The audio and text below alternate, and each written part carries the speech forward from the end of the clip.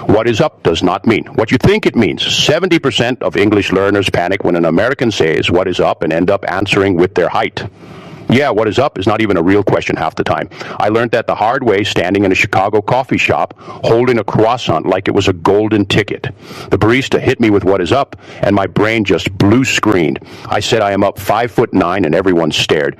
That moment right there is why we are doing this today for Bright English. So buckle up, because I am about to spill the beans on how to sound like you belong at a backyard BBQ in Texas, even if you learned your English from a polite bear who loves marmalade. Now imagine Paddington. Paddington would adjust his hat and say, "Good morning, sir. I do hope I am not intruding, but might I trouble you for a spot of conversation?" That is lovely. That is proper. That is also why he would get eaten alive in a group chat with your cousins from Florida. Because in America, we do not talk like that unless we are doing a bit. We talk fast, we talk messy, we turn everything into a vibe. And if you want to keep up, you got to know the unwritten rules that nobody puts in textbooks. Let me give you the first thing most people get wrong about real American English. People think it is about perfect grammar. Wrong. Americans drop grammar like it is a hot potato. We say instead of going to, we say wanna instead of want to. We say why all, even if we are from New York and have never seen a cow. If you roll up speaking like a BBC documentary, folks will still understand you, but they will feel like you are narrating their life. And that feels weird. You want to sound like you are in the movie, not like you are the voiceover. So tip number one is loosen up. Let the words slur a little. Say, I don't know, instead of I do not know. Say, let me grab that instead of let me grab that. It feels lazy at first. It feels wrong if your teacher was strict, but it is the sound of real life from Los Angeles to Boston. Paddington would clutch his marmalade sandwich and say, I do declare this is most irregular. And yeah, buddy, it is irregular. That is the point. Now, tip number two. People think slang is the key. They learn lit and fire and slay and think they are ready for Coachella. But slang ages like milk. What was cool last summer is cringe by Thanksgiving. The real secret sauce is tone and timing. You can say that is sick in the right moment with the right eyebrow raise, and you sound like you grew up in California. You say it while reading a hospital chart, and you sound like you escaped from a 2016 TikTok. So stop memorizing lists of slang, start listening to how people play with words. Notice how we turn nouns into verbs. We adult today, we brunch hard, we vibe. We do not even ask if it is correct, we just send it. Paddington would write a strongly worded letter to the dictionary. Meanwhile, your roommate from Ohio just verbed breakfast and kept it moving. That is America. Tip number three is about small talk. Everyone gets taught, how are you? Fine, thank you, and you. That is textbook. That is also a dead conversation in the United States. When someone says, how is it going? We do not want your medical history. We want a one-word vibe check. Not bad, cannot complain, live in the dream, just another day in paradise. All of those mean I am fine, but they sound like you have a pulse. And here is the kicker. We ask, how are you, as a hello, not a question. You can answer, or you can just say, hey, how are you back? Nobody is keeping score. Paddington would stop and give a full report on the weather, his coat, the quality of the marmalade, and the state of his aunt in Peru. By the time he has done, the line at Starbucks wraps around the block, and someone has called for a wellness check. In America, small talk is a ping, not a podcast. Tip number four, people think loud equals confident, so they push their voice and over-announce every word like they are on Broadway. But real American confidence is chill, it is mumbly, it is half a sentence with a shrug, it is yeah, no, for sure, which means no, it is no, yeah, totally, which means yes. It is a whole secret code. If you say yes, please, with a PowerPoint voice, people will hand you the coffee, but they will also think you are about to sell them insurance. Drop your shoulders, drop the end of your sentence, let it fall off like you have got somewhere to be. That is the sound of I belong here. Paddington would enunciate every syllable like he is diffusing a bomb. Sweet bear. Wrong country. Tip number five is about emotions. Textbooks teach I am happy or I am sad. Americans say I am dead, I am crying, I am screaming, I cannot even. And guess what? Nope. Nobody is actually deceased. We just feel things at volume 10. If your friend shows you a photo of a puppy, you do not say that is cute. You say, I am going to pass away. That is too much. Drama is the default. Understatement is a British thing. Overstatement is how we bond from Miami to Seattle. So feel free to be extra.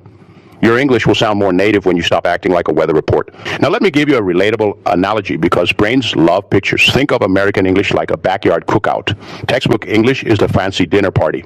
Everyone has a name card. Everyone uses the right fork. Nobody spills. It is nice. It is clean. It is also kind of stiff. The cookout is different. Paper plates. Someone brought a weird Jell-O salad. Your uncle is wearing socks with sandals. Someone is telling a story that has no point. People talk with their mouth full. And it is the best time ever. You do not need perfect manners at the cookout. You need to pass the ketchup and laugh when someone drops a burger. That is how we talk. We drop words. We mess up. We pick it back up and keep eating. If you show up to the cookout in a tuxedo, quoting Shakespeare, you will still get a burger, but you'll feel like you missed the memo. Paddington shows up with a doily and a teaspoon. He means well. He is adorable, but he's going to get ketchup on his hat. So the personal stake here is simple. I used to be Paddington, polite, proper, prepared, and lonely in conversations. I could write an essay about the 4th of July. I could not order a hot dog without rehearsing. I was scared of sounding dumb, so I sounded like a manual. Then I started listening to how people actually talk in line at Disneyland, on the subway in Chicago, in a gas station in Arizona. I heard people say long story short and then tell a long story. I heard people say I know right when they meant I agree. I heard people say it is what it is when life went sideways, and I realized nobody was grading them. They were just connecting. So I started trying it. I stopped apologizing for my accent. I started saying yikes when something was awkward. I started saying bet when I meant okay, cool, and people stopped talking to me like I was a tourist. They started talking to me like I was one of them. That is the whole game. It is not about being perfect. It is about being present. Now let me hit you with tip number 6. Stop translating in your head. I know. Easier said than done. But here's the thing. When you translate, you are always a second behind. Conversations in America move like a TikTok scroll. If you are buffering, you are lost. So learn chunks, not words. Learn what is up. Learn I am down. Learn I am good, which means no thank you. Learn we should hang out sometime, which means maybe never, but it was nice to say. These chunks are the cheat codes. Paddington would hear we should grab lunch and pull out his calendar. Bless him. He would be waiting at the diner for 3 weeks. In America, we should means we will not, but we like the idea of it. Tip number 7, embrace the filler words. Like, textbooks tell you to erase them. Coaches tell you they make you sound unsure. But in the United States, filler words are the seasoning. They make you sound human. They give you a second to think. They tell the other person you are still talking. If you speak with zero and zero like, you sound like a robot reading a legal disclaimer. Say like when you need to soften something. Say, when you want someone to agree. Say, when you are about to explain. Paddington would never say like. He would say, I would rather like to suggest. And that is why he would not get invited to play cornhole. Final tip. Watch how Americans tell stories. We do not start at the beginning. We start at the drama.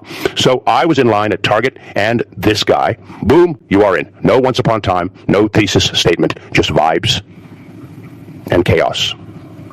Then we jump, I'll put on like that. We add sound effects. We do the voices. We say, and I was like, and she was like, we do not say he said, or she replied, we say like, always like. So I was like, bro, are you serious? And he was like, I do what I want. That is how you keep people listening from New York to New Mexico. Paddington would deliver a full incident report with dates and witnesses. We want the messy version. We want the human version. So here's the whole picture. American English is not a test. It is a party. You do not need a suit. You need snacks and a good attitude. You need to be okay with sounding a little dumb sometimes, because every native speaker sounds dumb sometimes. We contradict ourselves. We forget words. We say thingy and whatchamacallit. We make it work. If you wait until you can speak perfectly, you will never speak. And that would be a bummer because your voice is worth hearing. So try this today. Go to a coffee shop. Say what is up to the cashier. When they say, how are you? Say, live in the dream. When they ask if you want a receipt, say, I am good. None of that is in your textbook. All of that is America. You will feel weird. You will feel fake. Then you will feel free.